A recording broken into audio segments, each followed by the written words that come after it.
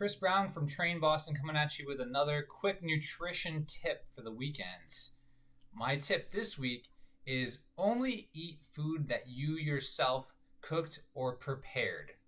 Now, that may sound like something that doesn't matter all that much, but when it comes down to it, one of the biggest mistakes I see people making is that they order out too much. Even now in the time of COVID, people are getting takeout too much, and once in a while maybe they're going to a restaurant, but it's happening consistently. Now, even if you're ordering healthy food, you might notice when you Google some of the recipes and nutrition facts that the calories at a restaurant are not quite the same as the calories as if you made the food yourself. For instance, just pulled up something recently. Chicken tikka masala at the Cheesecake Factory is a whopping 1,600 calories. If you make it yourself, it's less than half of that. Now that's a food item we typically say, oh, it's not super bad. It's one of the better items to buy because of how you traditionally make that dish. But it turns out restaurants, they don't really care whether something's healthy for you. They care the most whether will sell well, whether it tastes good. So they'll add all kinds of extra things to it, calorically and otherwise. They'll add things to make it look better, to taste better, to smell better, and the portion sizes will be big. They'll even take the plates and make the plates look a specific way so that it's more appealing to the eye. Everything in a restaurant is designed to make you want more, to order more, to eat more.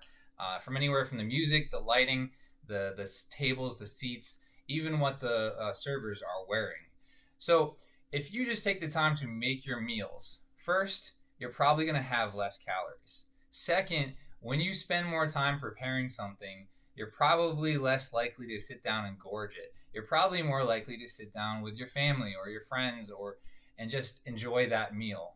When you take time to enjoy your meal, you're probably going to eat less, eat slower, and just be healthier in general.